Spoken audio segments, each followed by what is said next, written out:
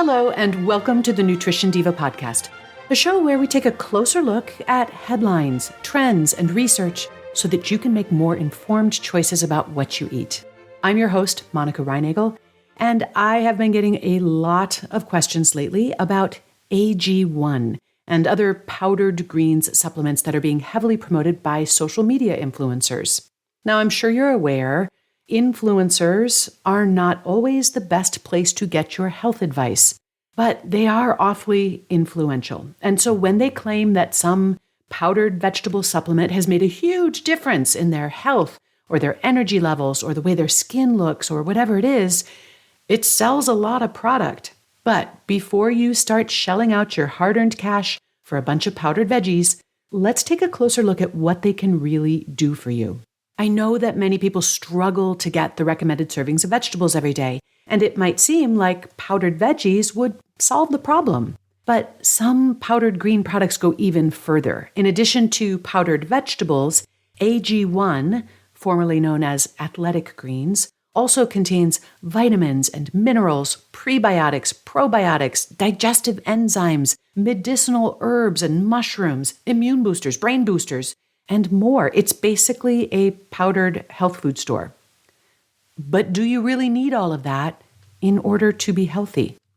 Many of the individual ingredients in these products have exalted reputations that are based more on hype and anecdote than on solid science.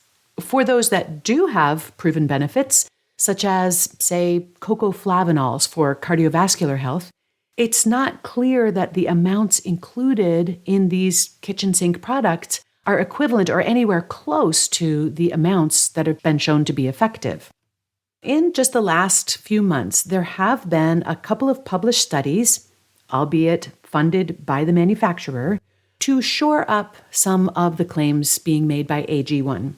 Most of them use a research device called SHIME, and that stands for Simulator of Human Intestinal Microbial Ecosystem. It's essentially a fake digestive system that simulates a human gut, and it's obviously a lot cheaper than testing things in human subjects. Experiments using this SHIME device found that AG1 had a favorable effect on the composition of gut microbiota and increased production of short-chain fatty acids.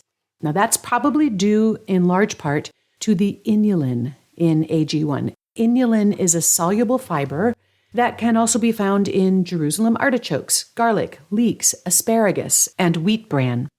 Other SHIME research has found that the nutrients in AG1 are better absorbed than those in pressed vitamin tablets, and that makes sense. However, that doesn't necessarily translate into concrete health benefits for you. A lot of the nutrients are provided in amounts that are several times the daily recommended intake, but taking 3 or 4 times as much of a nutrient doesn't necessarily do you 3 or 4 times as much good. In fact, getting high doses of antioxidants from supplements can undermine the body's own antioxidant mechanisms. Ironically, AG1 contains very little calcium, potassium, and magnesium, 3 important nutrients that many people are not getting enough of. I think products like this also tend to reduce the value of nutritious foods to the nutrients that they contain, overlooking their role in our overall eating patterns. And let me explain what I mean by that. Part of the benefit of eating a lot of vegetables is the nutrients they contain.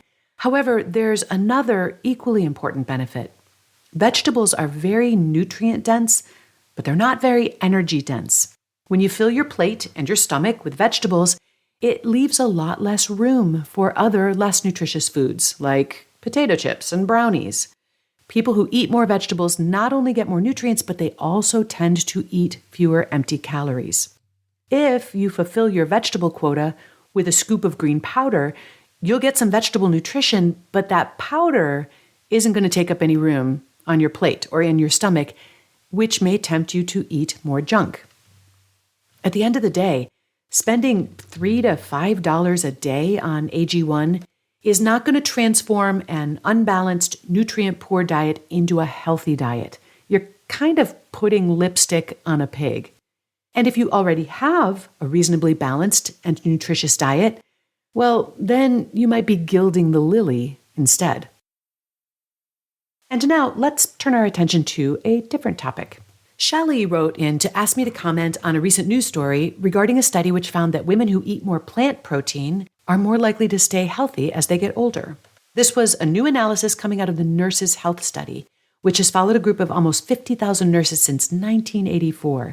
The subjects averaged 48 years old at the outset of this study, and that has given researchers the opportunity to observe how these women have fared health-wise as they have aged.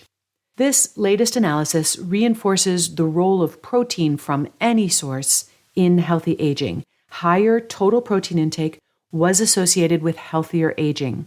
However, those who incorporated more plant sources of protein into their total did better than those who got most of their protein from animal sources. Many plant-based proteins are rich in fiber, lignans, phytonutrients, and other compounds that are known to protect against disease. So, if you are getting more of your protein from plant sources, you're probably getting more of all of those nutrients too. The only caveat here is that plant-based sources of protein, such as legumes, nuts, and seeds, usually contain a lot more calories for the same amount of protein. So, for those who are trying to avoid weight gain as they get older, it may be necessary to balance the benefits of plant-based proteins against that additional calorie load. But the takeaway of this study was not necessarily that we need to completely eliminate animal-based protein in order to age well. If you currently eat meat every day, replacing that with a plant-based protein even a couple of times a week could tilt the odds more in your favor. By the way, although dairy is obviously an animal protein, in this particular study, dairy products were broken out into a separate category, and their effect was basically neutral, neither substantially increasing nor decreasing the odds of healthy aging. I kind of wish they had done the same for eggs, but eggs are lumped in with the meat. Personally, I get about 40 to 50% of my protein from plant sources, another 40% from eggs, dairy, and fish, and the remaining 10 to 20% from small amounts of meat and poultry. But remember that diet is only one of many factors that contribute to healthy aging. Physical activity, sleep, social connections, and meaningful work also play important roles. Thanks to Shelley for sending in that question. If you have a question you'd like me to answer, you can email me at nutrition@quickanddirtytips.com. You can also leave me a message at 443-961-6206. If you are looking for more support for healthy weight management, please check out the tools and the resources at wayless.life, where my goal is to help people create habits, mindset, and lifestyle that help them weigh less without dieting. That's at wayless.life. Nutrition Diva is a Quick and Dirty Tips podcast supported by a wonderful team, including Brandon Getchus, Nathan Sems, Davina Tomlin, Holly Hutchings, Morgan Christensen, and Cameron Lacey. Thanks to all of them, and thanks to you for listening. I'll see you next week.